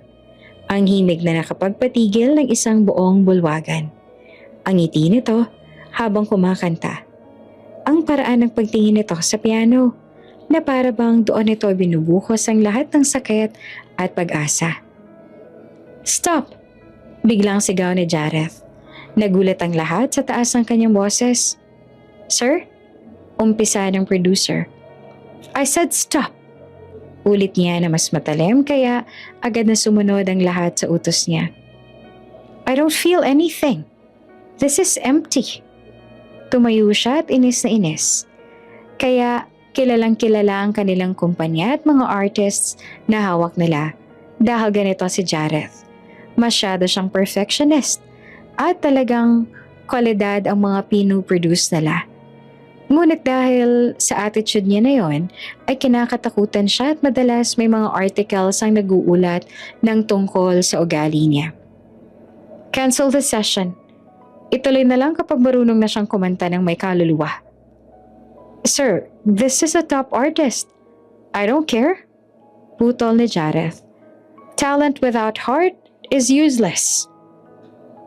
Kinuha niya ang jacket at naglakad palabas ng studio. Nag-iwan ng tensyon at katahimikan sa likod niya. Nagkatinginan na lamang ang mga staff niya habang ang singer ay naiiyak na ang itsura. Habang naglalakad siya sa mahabang hallway ng building, muling bumalik sa kanya ang isang boses. Malinis, maganda, at puno ng damdamin. Ang tinig ni Ami. At sa unang pagkakataon, sa mahabang panahon na pagtanto ni Jareth. Hindi ang mga sikat na artista, group, o mga awit ang hinahanap niya. Hindi ang perpektong nota, kundi ang tinig na kayang gumising ng kaniyang puso. Hindi pa man bumabalik si Jareth sa Pilipinas, dala niya na ang isang desisyon na hindi na mababago. At matapos nga ang mga napagtanto ni Jareth, nagpasya siya na bumalik sa Pilipinas kahit pa marami siyang mga kailangang gawin. Sa loob ng eroplano, nakatingin siya sa bintana sa ulap na tila walang hanggan. Ngunit sa isip niya, isang tinig lang ang paulit-ulit na umaalingaw-ngaw. At isang imahe lang ang kanyang nakikita at iyon ay ang maamong muka ng dalaga. Hindi niya maipaliwanag kung bakit. Pero sa lahat ng boses na naririnig niya, mula sa Grammy winners hanggang sa underground legends, iisa lang ang bumabalik sa kanya. Isang simpleng dalaga sa mansyon na kumanta hindi para sa pera, hindi para sa kasikatan, kundi para sa pamilya at sa sariling pangarap. Hindi agad siya umuwi sa mansyon pagkadating niya sa Pilipinas dahil may mahalaga pa siyang kailangang ayusin. Ngunit bago pa man sumapit ang gabi, naroon na siya sa harap ng malaking gate ng Alvarez residence. Hindi niya sinabi sa kahit sino ang pagdating niya. Kahit mga sarili niyang mga magulang ay hindi alam na uuwi siya. Diretso siyang naglakad papasok. Sa loob ng kusina, nadatnan niya ang abala si Ami sa pag-aayos ng mga pinggan. Galing pa si Ami sa ospital kanina, kaya halatang pagod ang kanyang mga mata. Pero may munting ngiti pa rin sa kanyang labi. Hanggang sa, Ami? Napatigil si Ami at dahan-dahan siyang lumingon. Halos mabitawan niya pa ang hawak na plato nang makita ang binata na hindi niya inaasahang makita. Sir Jareth? Nakatayo ang binata sa may hamba ng pintuan. Naka-black coat, ang buhok ay bahagyang magulo mula sa biyahe. Ngunit ang mga mata nito, diretso ang titig sa kanya. Hindi malamig, hindi matalim, kundi seryoso. Pwede ba tayong mag-usap? Tanong nito sa kanya. Kinabahan si Ami. Iniisip niya na baka may hindi na naman siya magandang nagawa kaya naman ay napakaseryoso ng mukha nito. Opo, sige po. Lumabas sila sa maliit na garden sa likod ng mansyon. Tahimik ang paligid.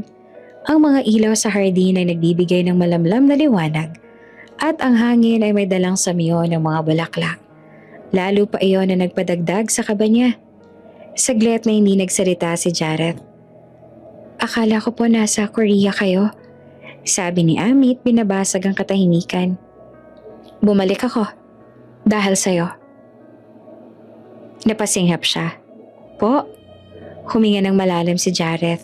Tila inaayos ang mga salita sa isip.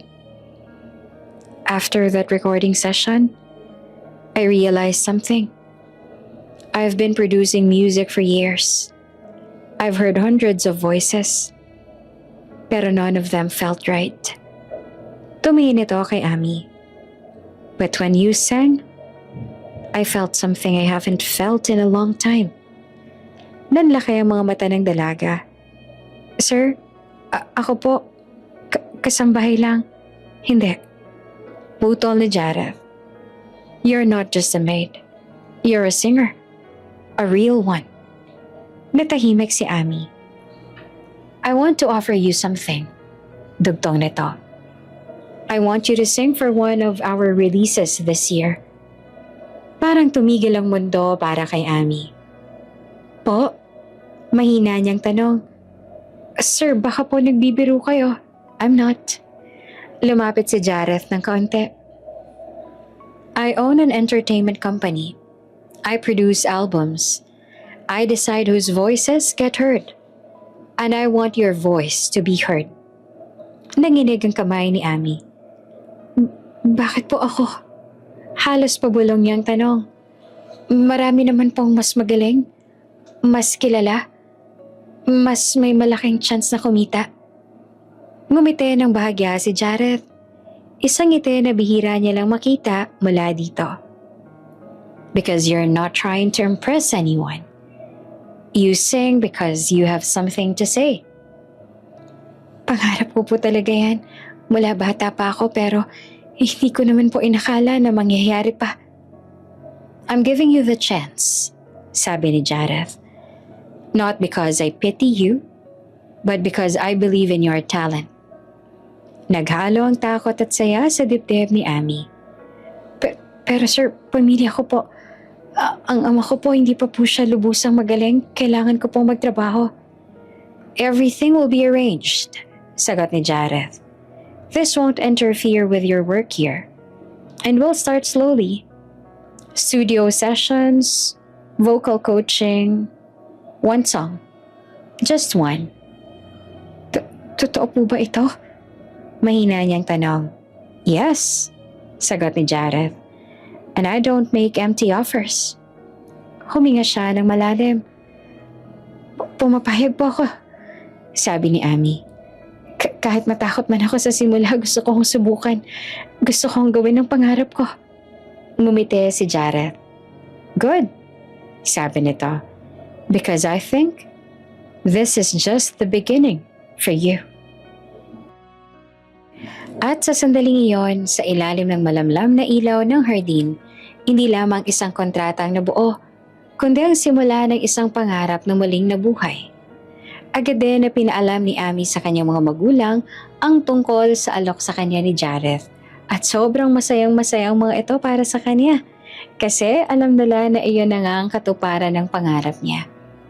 Matapos ang mahabang araw sa mansyon, dumiretso siya sa ospital kung saan naroon ang kanyang ama na nagpapagaling pa rin matapos ang operasyon nito. Pagpasok niya sa silid, nakita niyang nakangiti ang papa niya. Nakahiga sa kama, may dextro sa braso, ngunit halatang mas magaan ang pakiramdam. Ami, masiglang tawag nito. Kamusta ka na anak? Ngumiti siya at lumapit. Okay lang po papa, kayo po? Mas okay na. Sabi ng doktor gumaganda raw ang lagay ko. Naroon din ang kanyang mama at ang kapatid niya. Kamusta na yung tungkol sa alok sa'yo ni Sir Jareth, anak? Tanong ng kanyang ina. Kaya nga ho ako nandito na para sabihin na baka may chance po ko na kailangan kong umalis ng bansa para sa mga trainings at coaching po na kailangan. Pero nag-aalala po ako na maiwan kayo dito. Anak, matagal ka na naming pinapanood na magsakripisyo para sa amin. Kung ito na ang pagkakataon mo, huwag mo itong pakawalan. Sabi ng kanyang ina. Tumango naman ang kanyang ama. Kung ang boses mo makakapagbigay ng liwanag sa'yo, anak, susuportahan ka namin kahit kailangan mo pang lumayo. Kinabukasan, dumalaw si Jareth sa ospital. Halatang nagulat ang mga magulang ni Ami nang makita ang binata. Maayos ang suot, maaliwalas ang muka, at hindi katulad ng nakakatakot na boss na kanilang inaasahan. Good afternoon po, magalang na bati ni Jareth. Tumayo agad ang ina ni Ami. Kayo po pala si Sir Jareth. Maraming salamat po. Bago pa man ito makayuko ng husto, agad na nagsalita si Jareth. Hindi po kailangan. Ginawa ko lang po ang dapat gawin. Lumapit ito sa kama ng ama ni Ami. Kamusta na po kayo? Ngumiti ang lalaki. Mas mabuti na sir. Sabi ng doktor, recovery na lang. Napabuntong hininga si Jareth. Tila gumaan ang dibdib. That's good to hear. Lumapit din ang ina ni Ami na punong-puno rin ng pasasalamat. Kung hindi po dahil sa inyo, hindi namin alam kung anong mangyayari. Muling umiling si Jareth. Hindi niyo po kailangan na tumanaw ng utang na loob. Ang mahalaga, gumagaling na siya. Tahimik na nakatayo si Ami sa gilid. Pinagmamasdan ang eksena. Nakangiti at nagiinit ang dibdib. At doon, sa loob ng simpleng silid ospital, sa gitna ng pasasalamat, pag-asa at mga ngiti, isang bagong yugto ang nagsimulang mabuo hindi lamang para sa pangarap ni Ami, kundi para na rin sa pusong unti-unting nagbubukas kay Jareth. Mula nung araw na pumayag si Ami sa alok ni Jareth, tuluyan ang nagbago ang takbo ng kanyang buhay. Hindi na lang siya simpleng kasambahay sa mansyon tuwing umaga. May oras na siya sa vocal coaching. Dinala siya ni Jareth sa isa sa pinakamagagaling na vocal trainers sa industriya. Sa unang araw pa lang halata na agad ang potensyal niya. Your voice is raw, but powerful, sabi ng coach matapos siyang kumanta. Parang may emosyon na hindi mo kailangang pilitin. At sa bawat ensayo, mas lalo pang humuhusay si Ami. Habang inaayos ang kanyang paghinga, ang tono, ang emosyon sa bawat linya, Ramdam niyang unti-unti nang nahuhubog ang pangarap na matagal niyang pinanghahawakan. Minsan, sa loob ng studio ng coach, narinig niya nagbubulungan ng mga taong nakikinig. Grabe, parang pang-record na talagang boses niya. May star quality siya. Sa bawat papuri, hindi man niya ito pinapahalata. Lumalakas ang loob ni Ami. At sa mga araw na yon, tuluyan ng gumaling ang kaniyang ama. Unti-unting nakapaglakad na ito at bumabalik na ang sigla sa mga mata. Lahat ng pinaghihirapan nila noon ay unti-unti nang nasusiklian ng kaginhawaan. Lumipas ang mga buwan at tumating ang araw ng kanyang unang tunay na recording. Nasa loob siya ng recording booth. Suot ang malaking headphones, hawak ang mic at ramdamang panginig ng kaniyang mga kamay. Sa labas ng makapal na salamin ay nandoon si Jareth. Nakatayo sa tabi ng sound engineer. Tiningnan siya nito sa mata. Seryoso, pero may lambing. I believe in you, sabi ni Jareth sa mic. I believe in your talent. You can do it. Huminga ng malalim si Ami. Salamat po. Tumango si Jareth at bahagyang ngumiti. Nang magsimulang tumugtog ang instrumental, pumikit sandali si Ami. Naalala niya ang kalsada kung saan siya kumakanta noon. Ang kahirapan at ang pangarap na kailanman ay hindi niya binitawan. Pagmulat niya, nagsimula siyang umawit. Puno ng emosyon at damdamin ng tinig niya. Parang bawat nota ay may kasamang kwento ng kaniyang buhay. Habang kumakanta siya, tumingin siya sa labas ng salamin. Nandoon si Jareth, nakatitig sa kanya. Hindi kumukurap. Ngumiti ito at saka nag-thumbs up. At sa ngiting iyon, naramdaman ni Abby ang kakaibang lakas. Parang sinasabi nito, "You're doing great." Nang matapos ang huling linya, unti-unting tumahimik ang studio. Tapos ay napuno iyon ng ingay ng papuri. Wow! That was amazing! Ang ganda ng boses mo! Nagpalakpakan ng mga staff. Lumabas si Ami mula sa booth. Namumula ang pisngi. Pero nagniningning ang mga mata. Salamat po. Mahina niyang sabi. Imuyo ko ng bahagya. Ngumiti si Jareth sa kanya. At sa loob ng tahimik sa sandaling iyon, pareho nilang alam. Ito pa lang ang simula. Tahimik ang buong opisina ni Jareth ng araw na yon. Sa malaking screen sa harap nila, nakabukas ang music platforms. Spotify, Apple Music, YouTube charts, comments. Lahat naghihintay sa unang opisyal na paglabas ng kanta ni Ami. Pero si Ami, halos hindi mapakali. Paulit-ulit niyang kinakagat ang labi. Mahigpit ang hawak sa cellphone. Sir, what if hindi nila magustuhan? Mahina niyang tanong. What if mali ako? Nakatayo si Jareth sa tabi niya. Hindi ito ang karaniwang malamig at masungit na producer. Napakalambot ng ekspresyon nito. Hinawakan nito ang kamay ni Ami. Hey, mahinahon itong sabi. Tumingin sa kanyang mga mata. Everything will be alright. We believe in you. I believe in your talent. You did your best. Napatingin si Ami sa kamay nilang magkahawak. Unti-unting kumalma ang tibok ng kaniyang puso. Salamat po. Ngumiti si Jareth. Just trust me and believe in yourself. At sa isang click lamang, opisyal nang inilabas ang unang kanta ni Ami.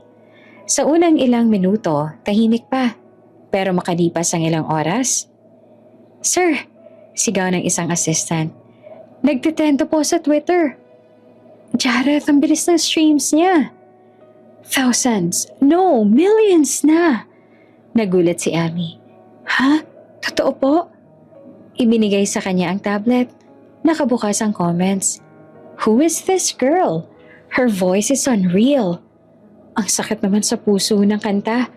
I cried. New favorite singer. Jareth never fails. Every artist he produces is gold. Nang makita niyang patuloy na pagtaas ng views, hindi niya napigilang mapaluha. Sir, hindi po ako makapaniwala. Ngumiti si Jareth. May kakaibang lambot sa mga mata. I told you, Walang tapon ng talento mo. Sa loob ng ilang araw, ang kanta ni Ami ay pumasok sa international charts. Ginamit sa TikTok trends. Pinapatugtog sa radyo sa iba't ibang bansa. Na-feature pa sa mga music blogs. At kasama ng tagumpay, dumating rin ang mga imbitasyon. Ami, we want you to sign with us. Mula sa isang kilalang agency. Ami, we want you for our brand. Mula naman sa kilalang malaking brand. Ami, would you like to tour in Europe? Hindi naman makapaniwala ang dalaga sa dami ng oportunidad na nagbukas at dumating sa kanya. Si Ami, ang dating street singer, ngayon ay lumilipad na patungong ibang bansa. Kung hindi dahil sa'yo, Sir Jareth, hindi ko mararating to. Tumingin sa kanya si Jareth. You reached it yourself, Ami. I just opened the door. Ikaw ang pumasok. Korea was glowing that night. Tahimik ang kalye, nababalot ng maputing niebe. Ang mga ilaw ng mga cafe at tindahan ay kumikislap. Mahina ang hangin. Sapat lang para igalaw ang buhok ni Ami. Habang magkatabi sila nakaupo ni Jareth sa isang wooden bench sa harap ng isang maliit na park. Walang staff, walang cameras, walang manager. Just the two of them. Suot ni Ami ang isang mahaba at makapal na coat. Hawak ang isang mainit na cup ng chocolate. Si Jareth naman ay tahimik. Nakatanaw sa pag-ulan ng niebe. Ang mga palad ay nasa bulsa ng kanyang coat. Ang ganda. Bulong ni Ami habang pinapanood ang paghulog ng snowflakes. Parang panaginip lang lahat. Lumingon si Jareth sa kanya. Panaginip na pinaghirapan mo. Napangiti siya ng bahagya. Sir, I mean Jareth, thank you for everything. Kung hindi dahil sa'yo, baka hanggang ngayon ay kumakanta pa rin ako sa kalsada. Tumahimik si Jareth saglit bago sumagot. You never belonged on the street, Ami. You belonged on a stage. Napatingin ito sa kanya. And I will always support you. Alam kong malayo pang mararating mo. Tandaan mo na lagi lang ako nasa tabi mo. Naramdaman ni Ami ang biglang pagbilis ng tibok ng kanyang puso. Salamat. Mahina niyang sabi.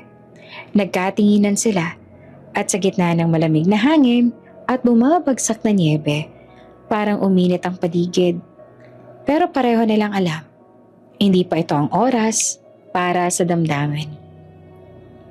Pangarap muna, karera muna. At parang nababasa iyon ni Jareth sa mga mata niya. Ngumiti ito. I know. Focus ka muna sa mga pangarap at career mo. And I'll be right here. Ilang buwan matapos ang first release ng kanta dahil sa demand ng fans, nagkaroon siya ng first concert sa isang malaking arena. Hindi lubos akalain ni Ami na darating ang araw at tatayo siya sa harap ng libo-libong mga tao na sinisigaw ang kaniyang pangalan. Sa ilalim ng spotlight, natandaan na siya ang dahilan ng pagpunta ng maraming tao roon. Sinisigaw ng mga tao ang pangalan niya. Nakangiti siya sa entablado. Hawak ang mic. Suot ang isang eleganteng gown. Hindi na siya ang street singer na nanginginig sa lamig. Isa na siyang between. Sa VIP section nakaupo ang kanyang mga magulang. Napaluha ang kanyang ina at kumakaway sa kanya. Anak natin yan. Mahigpit na mga hawak ng ama ni Ami ang kanyang kamay ng asawa. Ngumingiti kahit bahagyang nanginginig. Pangarap niya to. Natupad na. Sa backstage nakatayo si Jareth. Nakapako ang tingin kay Ami habang kumakanta ito. Puno ng pagmamalaki ang kaniyang mga mata. At sa bawat nota na binibitawan ni Ami, alam nilang pareho, ito pa lang ang simula. Isang taon ang lumipas. Isang buong taon mula nang unang beses tumapak si Ami sa recording studio, hawak ang headset, habang nanginginig ang kanyang mga kamay, takot na baka hindi siya sapat. Isang taon mula nung kumakanta lang siya sa gilid ng kalsada, umaasang may maghulog ng barya sa kahon sa kanyang paanan. Ngayon, ang parehong boses na yon ang tinatangkilik ng buong mundo. Ang pangalan ni Ami ay nakasulat na sa LED billboard sa Seoul, Tokyo, Paris, New York at London. Sa mga taxi, sa mga cafe, sa mga mall, sa radyo. Ang kanyang tinig ay naging bahagi na ng araw-araw ng milyong-milyong tao. Hindi na siya simpleng street singer lang. Isa na siyang international artist. Sunod-sunod ang kanyang naging concerts. May Asia tour, may European tour, may US tour. At bawat venue ay puno. Libo-libong tao ang sabay-sabay na kumakanta ng mga kantang isinulat niya. Mula sa sakit, pangarap, at pag-asa. Ang unang album niya ay naging platinum. Ang pangalawa mas lalo pang pumatok. At ang ikatlo ay ginawaran na ng international awards. Pero sa kabila ng lahat ng yon, kapag tinanong siya sa interviews kung ano ang sekreto ng tagumpay niya, iisa lang ang sagot niya. Hard work. At mga taong naniniwala sa akin, kahit ako mismo ay nagdududa sa sarili ko. At sa likod ng sagot na yon, iisa lang ang mukha na palagi niyang naiisip. Si Jareth. Isang gabi matapos ang isang sold-out concert sa Singapore, nakaupo si Ami sa dressing room niya. Hawak ang cellphone habang naka-video call ang kaibigan niyang dati ring street performer. Ang tumulong sa kanya na makapasok sa mansyon ng mga Alvarez noon. Ngayon, ang dating nakikipag-agawan ng pwesto sa sidewalk ay may sarili na ring recording contract. Ami, sabi nito, kung hindi dahil sa'yo, baka nasa kalye pa rin ako ngayon. Umiling si Ami at may ngiting puno ng lambing. Hindi. Nasa iyo na ang talento mo. Tinulungan lang kitang makita ang mundo. Napaluha ang kaibigan niya. Hindi mo ako iniwan kahit umangat ka na. Hindi ako aakyat kung iiwan ko kayo sa baba. Sa lahat ng tagumpay ni Ami, nandoon palagi si Jareth. Hindi sa harap ng kamera, kundi sa likod nito. Ito ang nag-aayos ng schedule niya para hindi siya ma-burn out. Ito ang nagbabantay sa kalidad ng bawat kantang ilalabas niya. Kailangan mo ng pahinga. Minsan itong sinabi habang nakaupo sila sa eroplano, pauwi mula sa isang concert. Hindi ka dapat pinipiga hanggang maubos. Pero sayang ang oras, sagot ni Ami. Tumingin siya sa kanya. Ayoko magkasakit ka, kaya huwag mong pigain sa trabaho ang sarili mo. At doon niya lalong naramdaman na hindi siya tinitingnan ni Jareth bilang produkto kundi bilang tao. Habang lumilipas ang taon, nagbabago ang tingin ni Ami kay Jareth. Noon, ito ay pasasalamat. Ngayon, ito ay something deeper. Tuwing pagod siya, si Jareth ang unang napapansin niya sa backstage. Tuwing kinakabahan siya bago umakyat ng entablado, ito ang hinahanap ng kanyang mga mata. Isang gabi, matapos ang isang malaking concert sa Los Angeles, naglakad silang dalawa sa tahimik na hallway ng arena. Napagod ka ba? Tanong ni Jareth. Masaya akong napagod, sagot ni Ami. Nagkatitigan sila. Sandali lang, pero sapat na para maramdaman nilang pareho na may namumuong damdamin sa pagitan nila na hindi na kayang itago. Pero hindi pa ito ang oras. Pareho nilang alam na ang mundo ni Ami ay kakasimula pa lamang. At si Jareth, bilang taong nagmamahal sa kanya, mas pinili munang suportahan ang pangarap niya kesa ang sarili nitong damdamin. Sa kabila ng kasikatan, bumabalik pa rin si Ami sa Pilipinas kapag may oras. Kasama ang magulang, lalo ng ama na tuluyan ng gumaling. Na ngayon ay nakakalakad ng muli kahit may bahagyang pilay. Samantalang natagal na alam ni Jareth ang nararamdaman niya para kay Ami. Pero hindi siya nagmadali. Pinili niyang hayaan munang lumipad ang mga pangarap ng dalaga na umangat ang karera nito. Na makilala ang sarili nitong halaga. Na marating ang mundo, hindi dahil sa kanya, kundi dahil sa sariling talento. Minahal niya si Ami ng tahimik. Minahal niya ito sa paraan na hindi naglalagay ng tanikala, kundi nagbibigay ng pakpak. Hanggang isang araw, sa isang tahimik na gabi matapos ang recording, tumingin siya kay Ami at marahang nagsabi, I think I've been in love with you for a long time. Hindi nagulat si Amy. Ngumiti lang ito. Yung ngiting puno ng lambing at pag-unawa. Me too. Matagal na rin kitang gusto. At doon nagsimula ang isang relasyon na hindi kailangan ng ipagsigawan. Pero ramdam sa bawat titig, sa bawat hawak ng kamay, sa bawat tahimik na sandali. Pero dahil sa pareho silang nasa mata ng publiko, kailangan muna nilang itago iyon.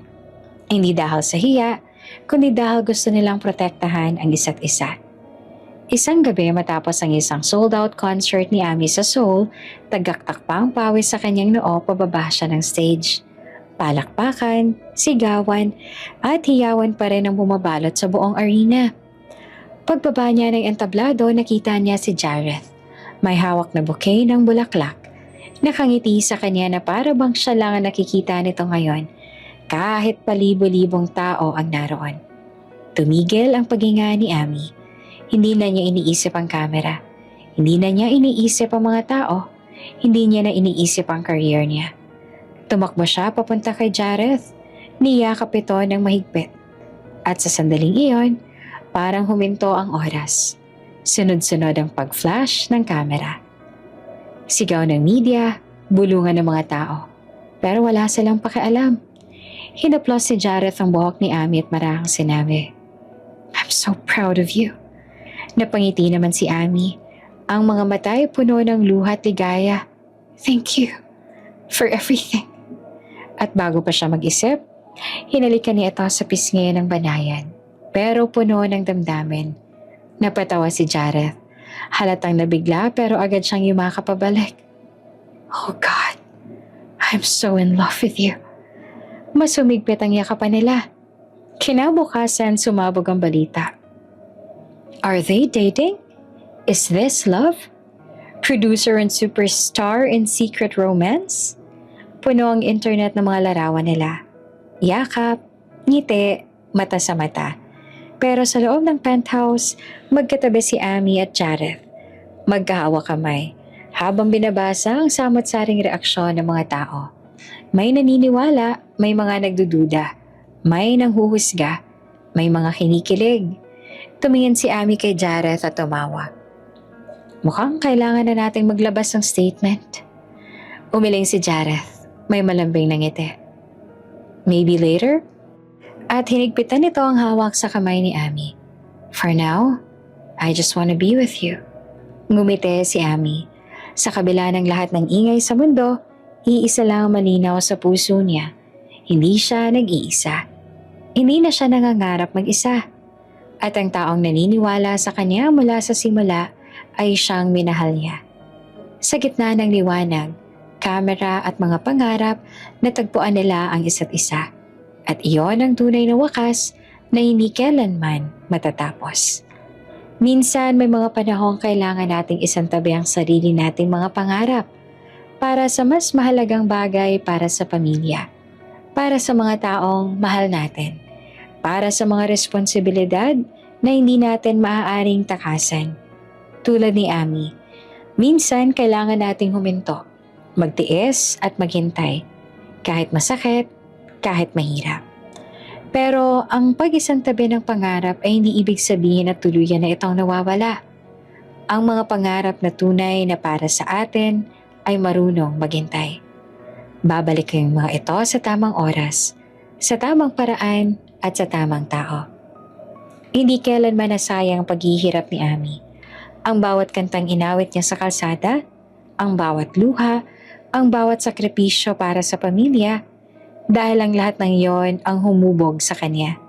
Nagpalakas sa kanya at nagdala sa kanya sa lugar kung saan niya matutupad ang matagal niya nang minimithing pangarap. At minsan, sa gitna ng paghabol natin sa ating mga pangarap, may darating na taong maniniwala sa atin kahit tayo mismo ay halos sumuko na. Isang taong hindi haharang sa ating paglipad, kundi siyang magbibigay ng pakpak tulad ni Jareth kay Amy. Kaya huwag kailanman titigil mangarap. Maaaring kailangan mo munang maghintay, maaaring kailangan mong magtiis, maaaring kailangan mong magsakripisyo. Pero kung patuloy kang maniniwala sa sarili mo at sa pangarap mo, darating ang araw na masasabi mong worth it ang lahat. Kung bago ka pa lang sa channel neto, ibang kwento ni Ate Jane, istorya mo, ikwento ko. Huwag kalimutang pindutin ang notification bell at subscribe button.